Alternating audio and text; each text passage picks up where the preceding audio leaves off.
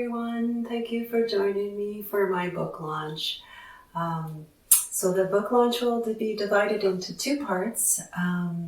So the first part, this one will be talking a little bit about the book, and I'll actually be reading an excerpt, and I'm just going to randomly choose one, so hopefully I will do good and I won't give away too much of the story.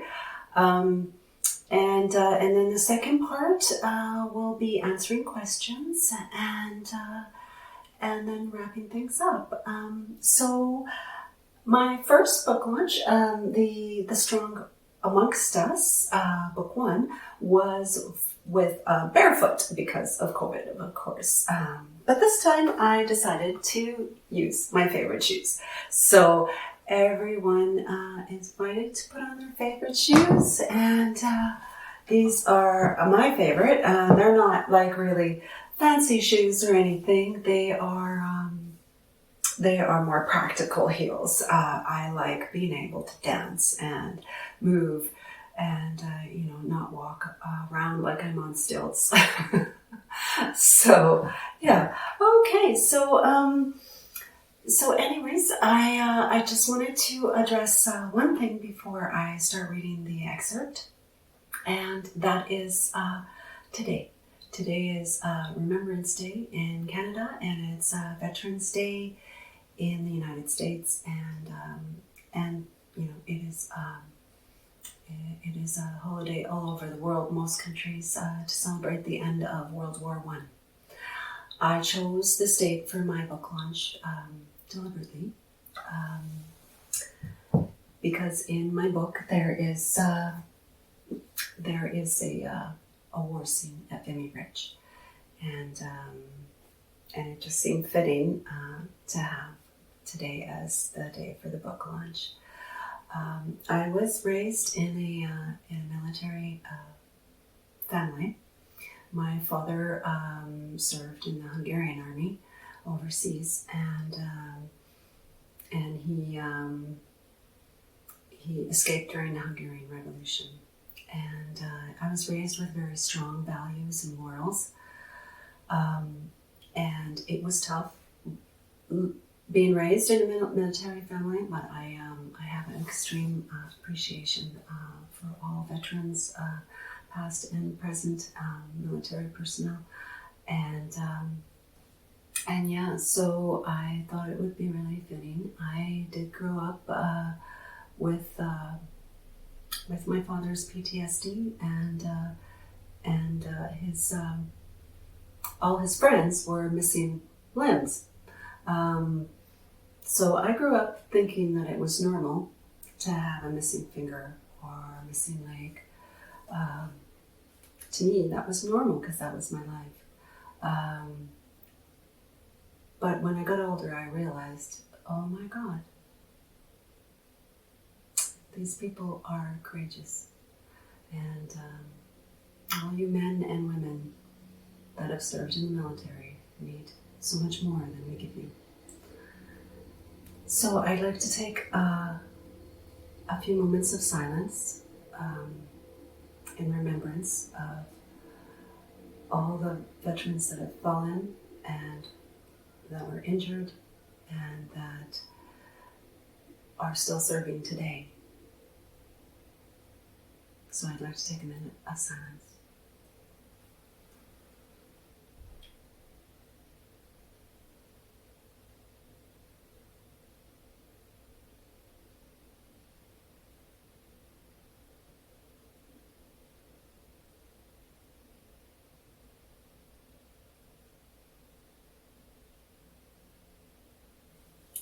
All right, so I'm going to just randomly pick something in the book for an excerpt, and hopefully I pick all right.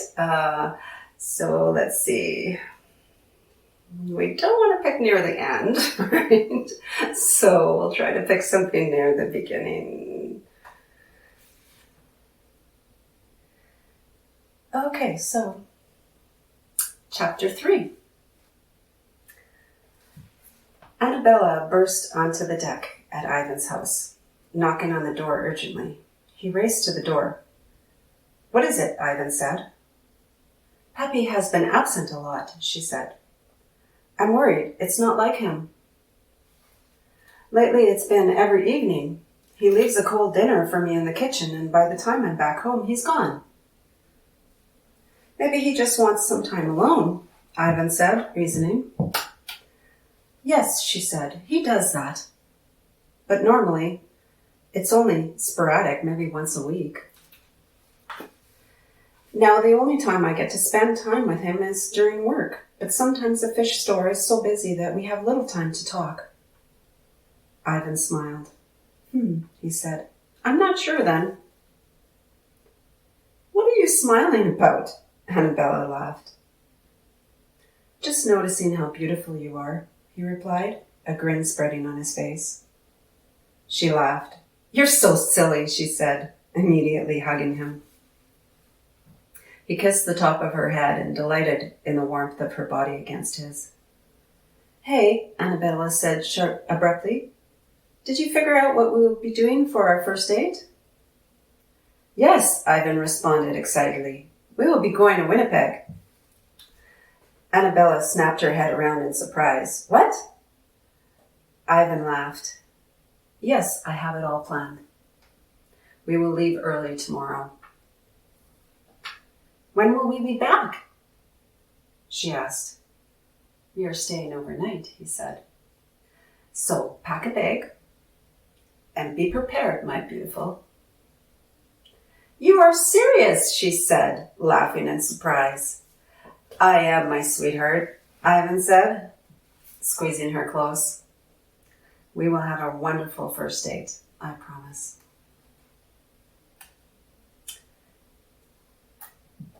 He sat in the dark. The forest surrounded him, engulfing him, and accepting him at the same time. The wind swayed the leaves, the breeze filling his nostrils with the clean lake air. It wasn't a good place to sleep, but he had nodded off briefly, napping on the forest floor. He would hunt some deer tomorrow. They were jumping out of the bushes again, teasing him with their agility. He heard a rustle in the bushes, and his mind flashed back into time briefly. He peered into the bushes, trying to see through the night. It was an animal. He knew this. It moved like a deer. He would have deer meat tomorrow. He stood and brushed the dirt off of his torn pants. The blackness closed in on his mind. The forest was a serene place in the darkness. But the night also held clues to answers that he didn't want to learn. He stomped away wearily, knowing that it wasn't going to be easy. Nothing was. Annabella had packed. Ivan loaded the carriage, and they had spent the entire morning and afternoon in transit. Ivan was feeling slightly tired, but mostly insecure. He tried smoothing his cowlick several times without success. Ivan wasn't sure why he felt nervous. He had spent several weeks courting Annabella. His nerves should be calmer. He glanced at her and understood now that it was most likely because she looks absolutely stunning tonight. She was wearing a wide blue dress, and her hair was pinned up in the current style of single ladies. But he could tell that she wasn't herself in the beautiful dress. She itched, scratched, pulled at the pins in her hair, shuffled her feet, didn't sit down properly, but generally looked like she was imprisoned in the beautiful dress. He found this funny, and it helped him to relax. You don't like the dress, Ivan stated, smiling. Can you tell? Annabella replied, pulling a pin out of her hair. Now I'm embarrassed. Both my grandmas made me wear it. They insisted that it's customary to dress up beautifully on your first courtship date. You look stunning, Annabella, Ivan said, smiling. Thank you, she replied softly, cocking her head to the side, pulling out another pin in her hair. A thick lock fell loose and cascaded down her shoulder, curling up at the end. But I really don't feel comfortable dressed like this. I usually wear fishing pants and a deerskin coat. Not this wool coat Grandma Bay gave me. I know, Ivan said, nodding. You look beautiful in anything, Annabella. Fishing pants or frilly dresses. Honestly, it doesn't matter to me. I like you just the way you are. Annabella's face lit up in the brightest smile he had ever seen. Thank you, she said, beaming. That's one of the nicest things anyone has ever said to me. Ivan reached over and touched her shoulders. May I? He asked. A lock of hair has came loose. I will pin it back. Yes, she said softly.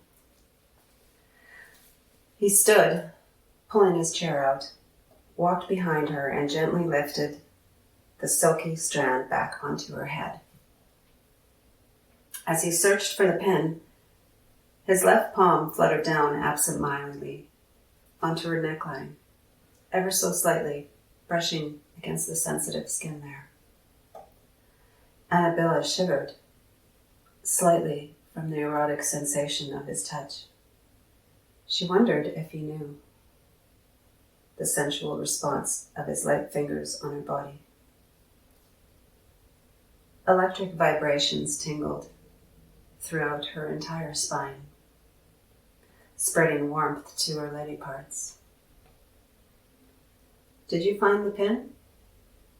She asked, trying to calm the erotic shivers from melting her entire being. He said sensually, concentrating. I believe so. He plucked a pin out, put the hair through it, and tried fastening it to her bundled hair. But I believe that I just made it worse. I am not good at pinning hair.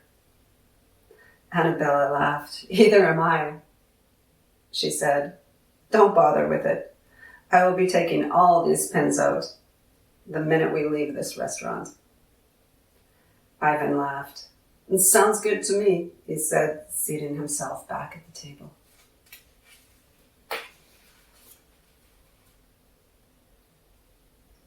So I think that's all I'm going to read. I hope you enjoyed the reading.